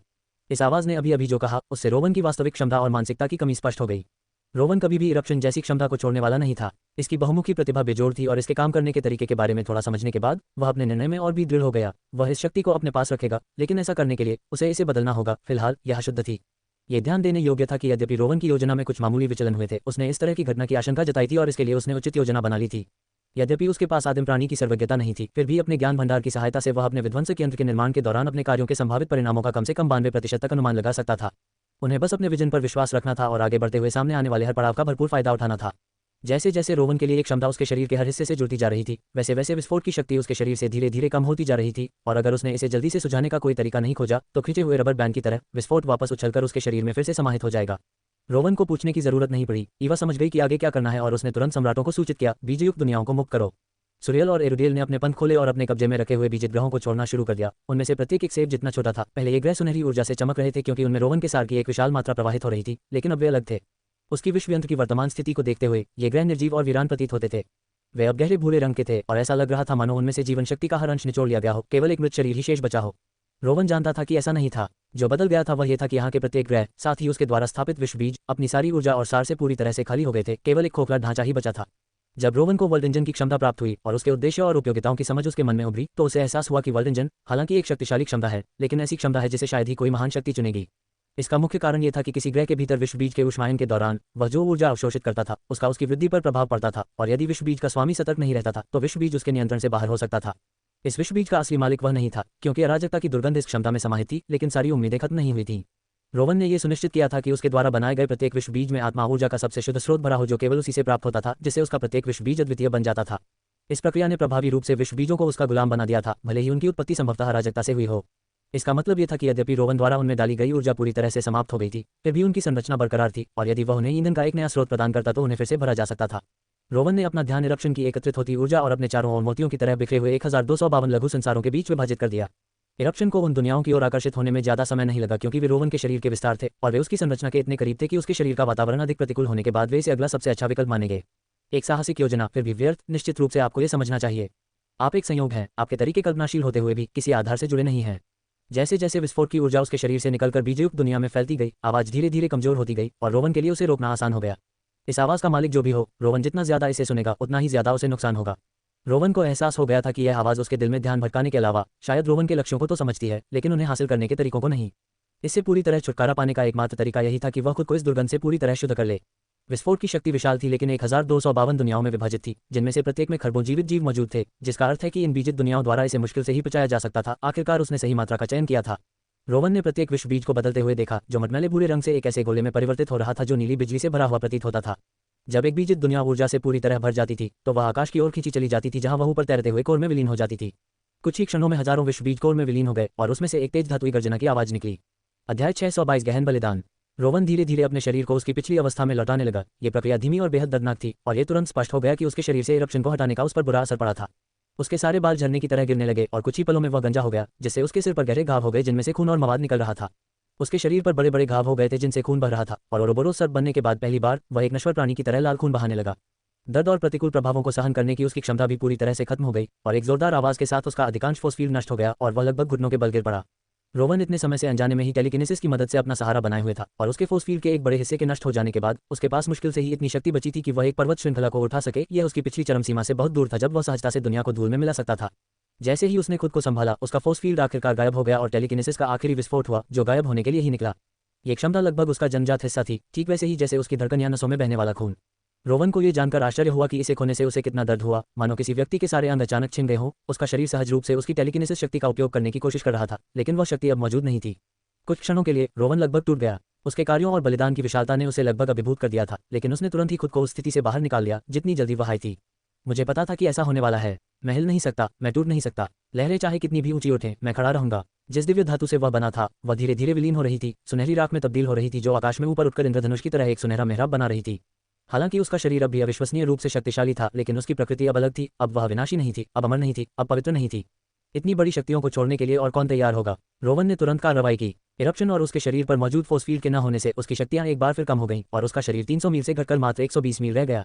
गोलियाथ माइट स्पेल का प्रभाव कम हो रहा था, इसलिए लॉस्ट को इसे एक बार फिर से डालना पड़ा। कलाकारों की संख्या 3 गुना करो, रोवन ने आदेश दिया। उसकी आवाज कर्कश थी, लेकिन उसमें निहित शक्ति बेजोड़ थी। लॉस्ट ने आक्रोश से कहा, लेकिन ऐसा होने पर? ईवा ने उसके सिर पर थपथपाते हुए कहा, बस कर दो। जो चीज रचनाकार को तुरंत नहीं मारती वह ठीक है, वह तनाव सहन कर सकता है। लॉस्ट विरोध करना चाहता था, लेकिन एक हताश आह भरकर उसने गोलियाथ माइट स्पेल को जमाना जारी रखा। रोवन मन ही मन मुस्कुराया। उसे यकीन था कि ईवा के शब्द उस छोटे बच्चे को शांत करने का एक तरीका मात्र थे, लेकिन यहाँ मौजूद हर कोई जानता था कि वह अजय ओरोबोरो सर्प नहीं रहा, लेकिन वे उस पर विश्वास करते थे, और यही काफी था। गोलियाथ माइट स्पेल की रोशनी, जो पहले रोवन की त्वचा के चारों ओर मंडरा रही थी, अचानक उसके मांस में समा गई और हड्डी तक पहुंचने तक अपना रास्ता बनाने लगी। रोशनी अब सफेद नहीं बल्कि लाल हो गई थी, क्योंकि उसके खून ने स्पेल को रंग दिया था और वह गहरे लाल रंग की चमक से जगमगा रही थी। रोवन दर्द से कराह उठा। यह उसके शरीर की एक अचेतन प्रतिक्रिया थी, जो धीरे धीरे एक नश्वर प्राणी में परिवर्तित हो रहा था, लेकिन उसके शरीर में व्याप्त शक्ति वास्तविक थी, भले ही वह उसे मार रही थी। और जब वह पूरी तरह से ओरोबोरो सर्प था, उसके विपरीत, यदि वह मर जाता है, विशेष रूप से इस स्थान के भीतर, तो वह वापस नहीं आ पाएगा। यहाँ तक कि लालच का टावा भी यहाँ काम नहीं करेगा। क्यों सब कुछ व्यर्थ में दांव पर लगा रहे हो, बच्चे? तुम उस प्रकाश के प्रिय हो जो तुम्हारी त्वचा को स्पर्श करता है। मैं केवल स्वर्गीय और अगाध लोगों का निर्माता नहीं हूँ। रोवन दहाड़ा। उसके मुंह से खून बह रहा था और उसकी चीखों से उसके गले की अंदरूनी परतें फट रही थीं और उसके फरिश्ते कांप रहे थे। मैंने इससे कहीं अधिक चीजों को साकार किया है। उसके मन में अंधार की छवि कौंध गई। वह हर प्रक्रिया जो उसने अंधार को उसके पूर्वज नश्वर स्वरूप के अवशेषों से बनाते समय अपनाई थी। उसे लॉस्ट का रूप याद आया, जो लॉस्ट फ्लेम्स और रोवन की चेतना से जन्मा था। उसकी यादें और उसके विश्वास। उसे ईवा याद आई, एक ऐसी स्त्री जो अज्ञानता के हाथों से नए सिरे से प्रकट हुई थी। मेरा रास्ता भले ही पहले से तय था, लेकिन मैंने अपना नाम खुद कमाया है। यहाँ मौजूद 1 लाख स्वर्गदूतों और महादूतों में से और उसकी रक्षा में खड़े 2 संप्रभुओं में से किसी पर भी पाताल लोक का दोष नहीं था। रोवन ने शियोल के प्रकाश से यह सुनिश्चित कर लिया था कि वे उस दोष से मुक्त हैं। अग्नि की लपटों से लैस होकर संप्रभु देवदूतों सहित यहाँ उपस्थित प्रत्येक देवदूत ने अपने हथियार को 7 बार जमीन पर पटका।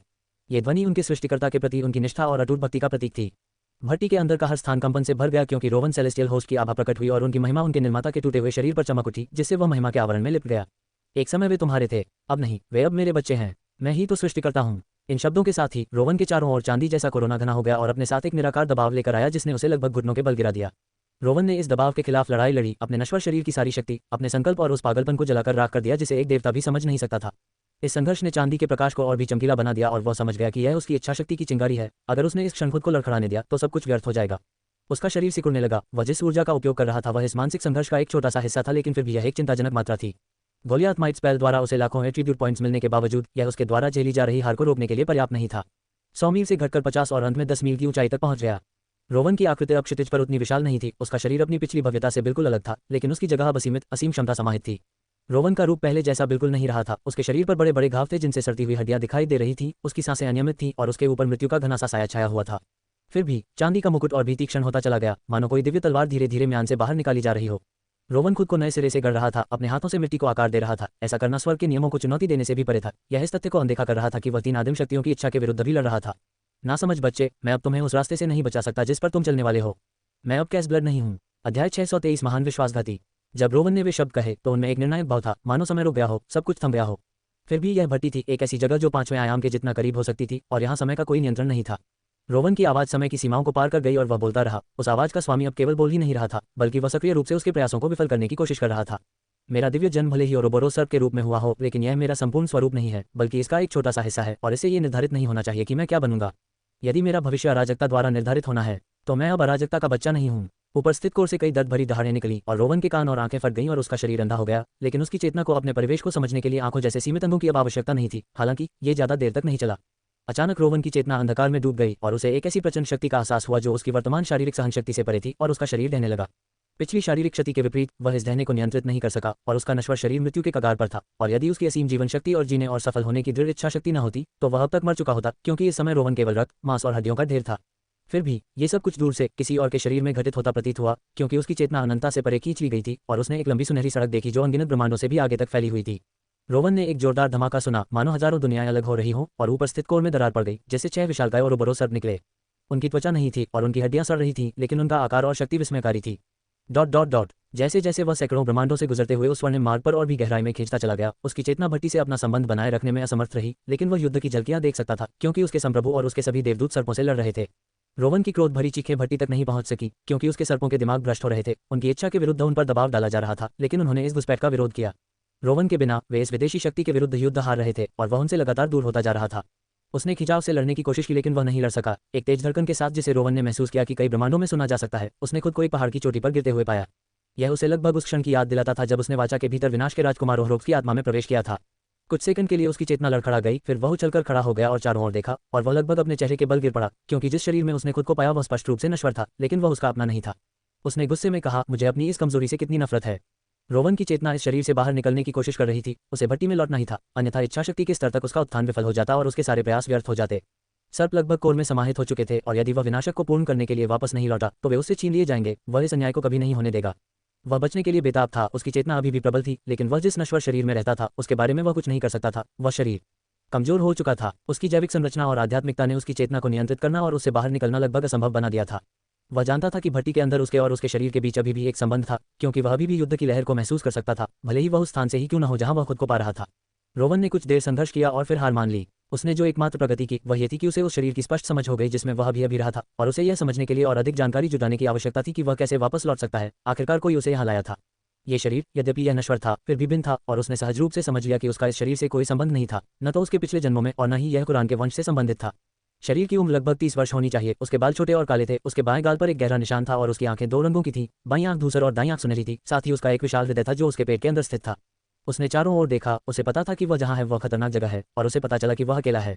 जिस पर्वत शिखर पर वह पहुंचा था वह उबड़ खाबड़ था, जहाँ कुछ पीले घास के गुच्छे दरारों से जिद करके उग रहे थे, इस प्रतिकूल वातावरण के बावजूद जीवन के लिए संघर्ष कर रहे थे। रोवन पहाड़ के किनारे की ओर चला और नीचे देखा तो उसे मीलों तक फैले एक अंतहीन काले बादल के अलावा कुछ भी दिखाई नहीं दिया, जो पहाड़ को घेरे हुए था, और क्षितिज के किनारे पर एक हल्की सुनहरी धुंध थी जिसने उसकी दृष्टि को दूर तक देखने से रोक दिया था। तुम मेरे शरीर में बिल्कुल फिट बैठते हो, ये लगभग अविश्वसनीय है। उस आवाज ने रोवन को उसकी अटकलों से बाहर खींच लिया और उसने चारों ओर देखा, और उसे आग लगी हुई मिली जिसमें एक गर्भवती महिला का शव पड़ा था जिसे खंभों से छेद कर मार दिया गया था। करीब से देखने पर पता चलता है कि ये लपटें दर्जनों जलते हुए ब्रह्मांडों के अवशेषों से आ रही थी, और रोवन को अभी भी उनसे निकलने वाली बेहद भयानक चीखें सुनाई दे रही थीं। वह आदमी इन भयानक लपटों के ऊपर लटका हुआ था। लकड़ी का खंभा उसके नितंबों से होते हुए उसकी गर्दन के किनारे से बाहर निकल रहा था, और खंभा धीरे धीरे घूम रहा था ताकि आग उस आदमी को समान रूप से पका सके जो उसके ऊपर लटका हुआ था। लेकिन इस दृश्य को और भी विचित्र बनाने वाली बात यह थी कि उस आदमी का सिर स्थिर था और रोवन पर केंद्रित था, जबकि उसके शरीर का बाकी हिस्सा आग की लपटों के ऊपर घूम रहा था, जिससे उसकी गर्दन एक घायल रस्सी की तरह मुड़ गई थी। उस आदमी का चेहरा बिल्कुल वैसा ही था जैसा उस शरीर का था जिसमें रोवन निवास कर रहा था, और यह प्रताड़ित प्राणी उस पर मुस्कुराया, जबकि उसके होठों के किनारे से धीरे धीरे सुनहरा खून टपक रहा था। एक समय ऐसा रहा होगा जब ऐसा भयावह दृश्य उसके लिए चौंकाने वाला होता था, लेकिन वो समय बहुत पीछे छूट गया था। रोवन उस भयानक आकृति के करीब गया और भुने हुए मांस की गंध उसके नाक में घुसते ही उसने भौहें सिकुड़ी। उसे नहीं पता था कि यह ज्ञान कहाँ से आया, लेकिन उसने पुकार कर कहा, तुम किन हो, है ना? वही जो मुझसे बात कर रहा है। सृष्टि का सबसे चमकीला प्रकाश, महान विश्वासघाती। मेरे दिमाग में गूंजती हुई वो शापित आवाज। अध्याय 624 गंभीर खतरा। रोवन के शब्द हवा में गूंज रहे थे। वह जिस भाषा में बोल रहा था वह बिल्कुल वैसी ही थी जैसी उस अजनबी आदमी ने अभी अभी बोली थी, और यह भाषा उन सबसे अजीब भाषाओं में से एक थी जो उसने पहले कभी सुनी थी। अगर तूफान बोल पाता तो वह यही भाषा अपनाता। आग पर झुलस रहे उस आदमी ने मुस्कुराते हुए कहा, क्या तुम मेरे शरीर में हो, या जो कुछ बचा है उसमें? हमारे पिता का क्रोध अद्भुत है, फिर भी मुझे आश्चर्य है कि तुमने मेरी बातें कैसे समझ ली। मैं जिस भाषा में बोलता हूँ वह कई युगों से विलुप्त है, मुझे पता है, मैंने ही तो इसे बनाया है। तुम्हारे लिए कितने सारे रहस्य हैं। इतने सारे, लेकिन तुम भटकने लगे हो छोटे भाई, और मैं अब और नहीं देख सकता।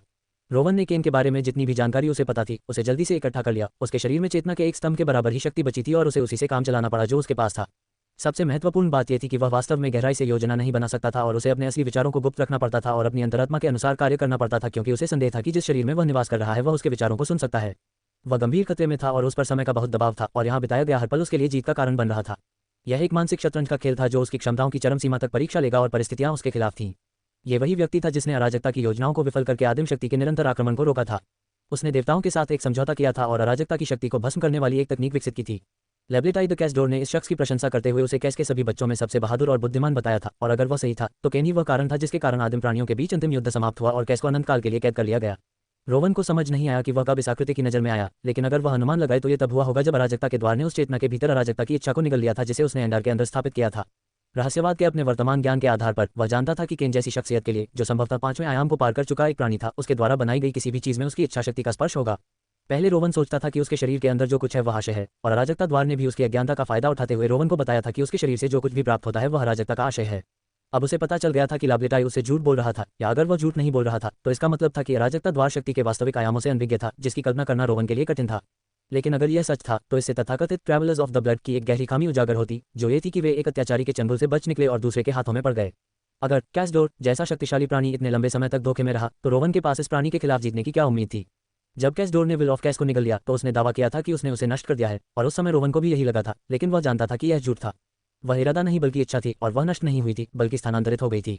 इस आकृति में केन में एक ताकत उसकी नजरों को केन के घिनौने पेट से दूर धकेलने की कोशिश कर रही थी, और उसे अपनी पूरी ताकत से उस इच्छा से लड़ना पड़ा कि वह नजरें हटा ले। तब जाकर वह मुश्किल से उस प्राणी के पेट पर एक नजर डाल पाया। वह सूजा हुआ और धड़कता हुआ था, मानो उसमें कोई उग्र नदी या छटपटाता हुआ बच्चा भरा हो, लेकिन रोवन को कुछ और भी महसूस हुआ।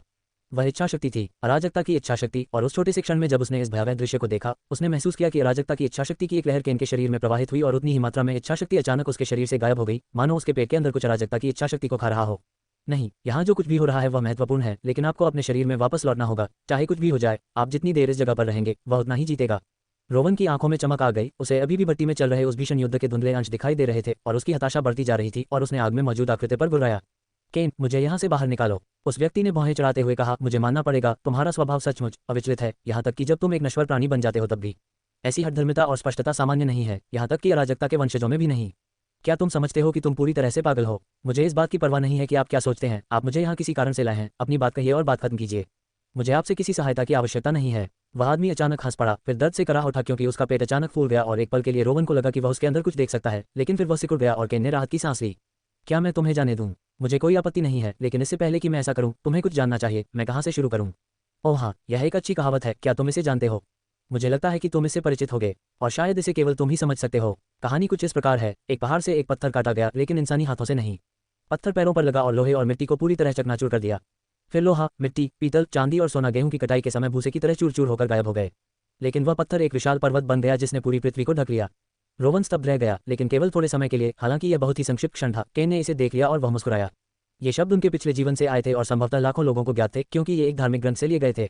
रोवन कभी धार्मिक व्यक्ति नहीं थे और न ही उन्होंने कभी किसी उच्च शक्ति में विश्वास रखा था, लेकिन अपनी चेतना के स्तंभों के कारण उन्हें एक उत्तम स्मृति प्राप्त थी और उन्होंने इन शब्दों को याद कर लिया। इसका मतलब यह था कि केन को रोवन के पिछले जीवन के बारे में पता था, या वह जानकारी हासिल करने की कोशिश कर रहा था। दोनों ही स्थिति में इसका मतलब यह था कि उसके डर सही थे। जब तक उसकी चेतना इस शरीर में बनी रही, केन न केवल उसके विचारों को पढ़ सकता था बल्कि वह सक्रिय रूप से रोवन की यादों तक पहुंचने की कोशिश कर रहा था।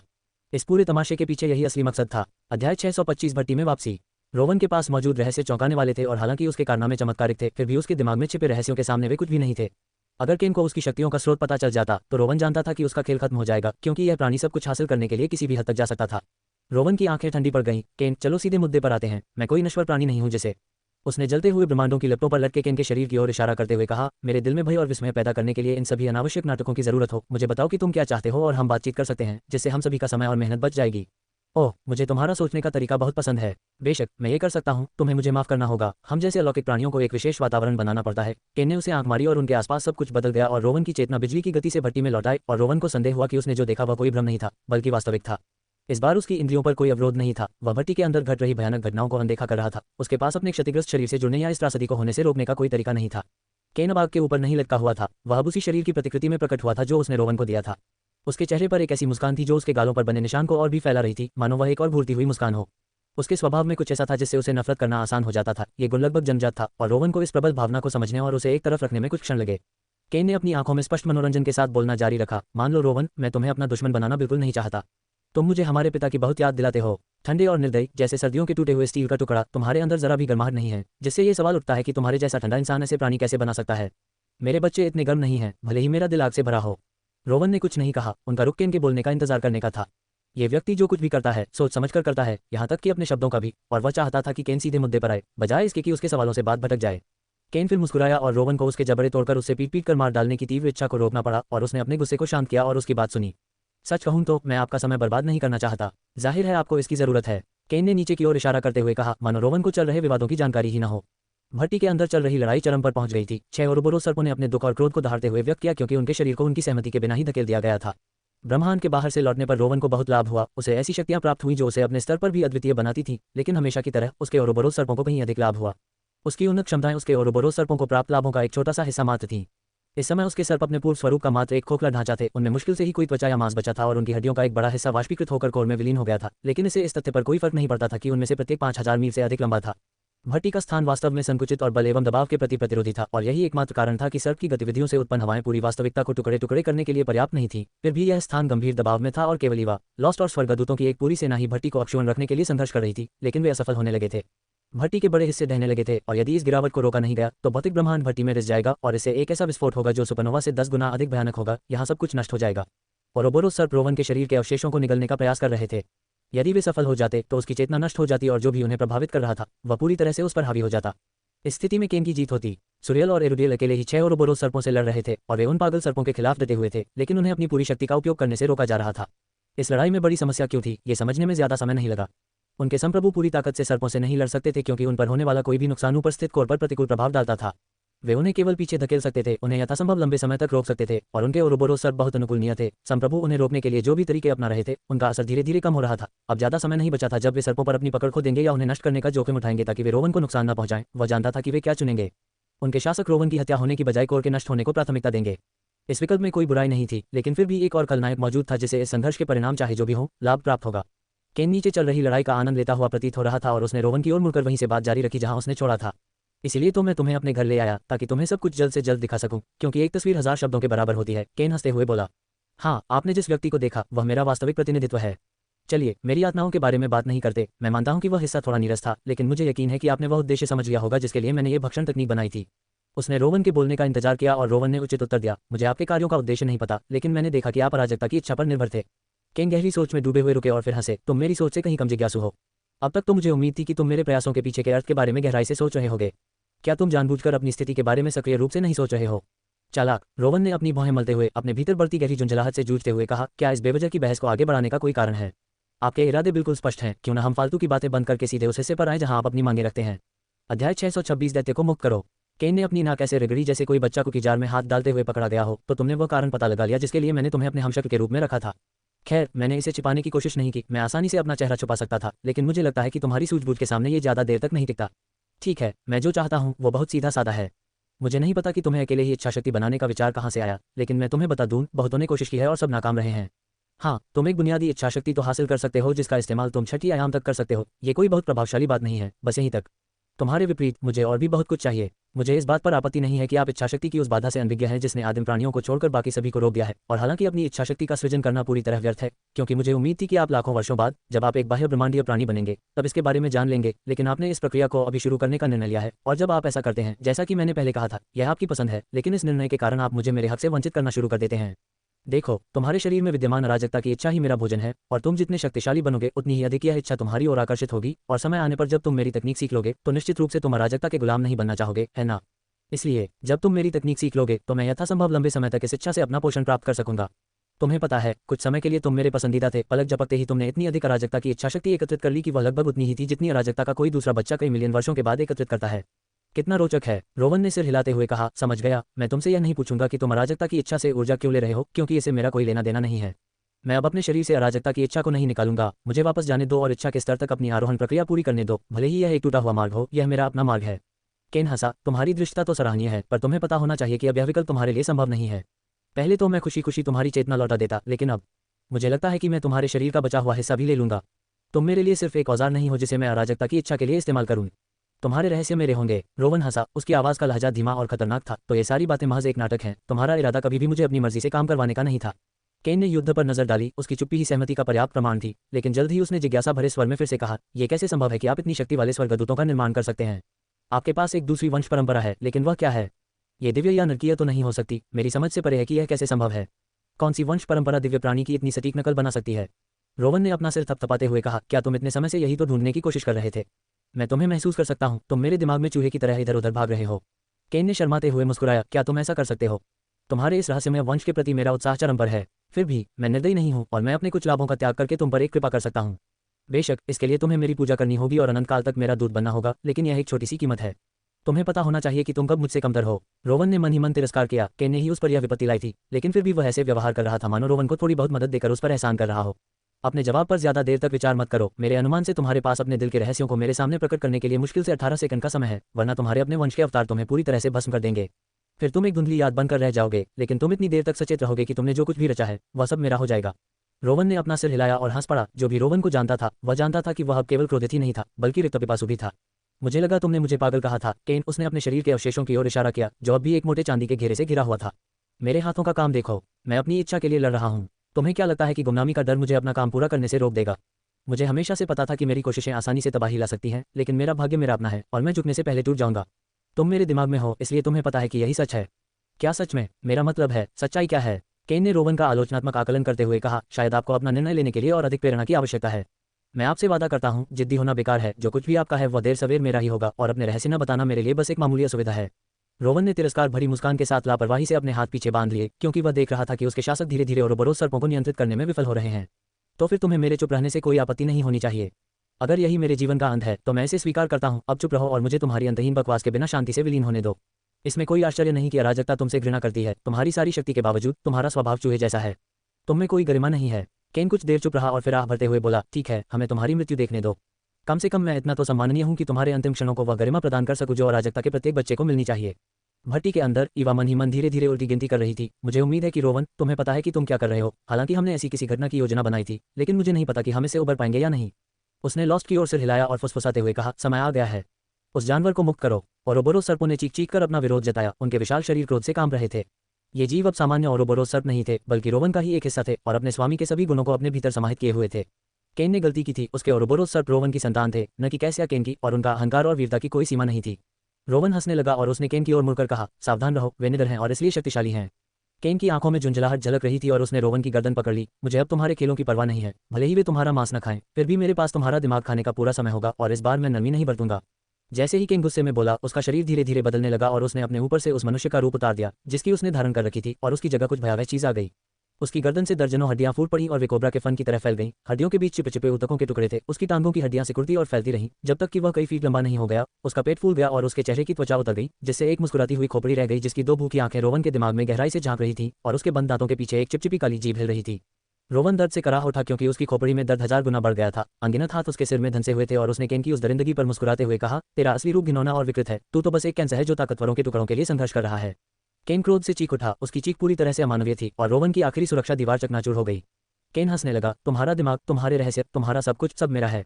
और अचानक एक आक्रमणकारी विषैले सांप की तरह उसकी काली जीभ रोवन की बाईं आंख के सॉकेट से अंदर घुस गई और उसके दिमाग में जा घुसी, और वहां से वह सब कुछ चूसने लगी। रोवन का शरीर ऐसे कांपने लगा मानो उसे बिजली का झटका लग रहा हो, और केन की पसलियों से छोटी भुजाओं का एक जोड़ा निकला और उसे तब तक वहीं रोके रखा जब तक कि उसने रोवन के मस्तिष्क के अवशेषों को खाना समाप्त नहीं कर दिया। चौंकाने वाली बात यह थी कि रोवन मरा नहीं था। उसकी शारीरिक बनावट और चेतना की क्षमता ऐसी थी कि वह इतनी यातना सहने के बाद भी तुरंत नहीं मरा। केन ने संतुष्टि से अपने होठों को चाटा और रोवन के शरीर को एक झटके की तरह फेंक दिया। उसकी आंखें सिकुड़ गईं, क्योंकि वह इस रहस्यमय प्राणी की यादों में खो गया था। जल्द ही उसके मन में संदेह घर कर गया और वह असमंजस में पड़ गया। केन ने अपनी संचित यादों को बार बार खंगाला।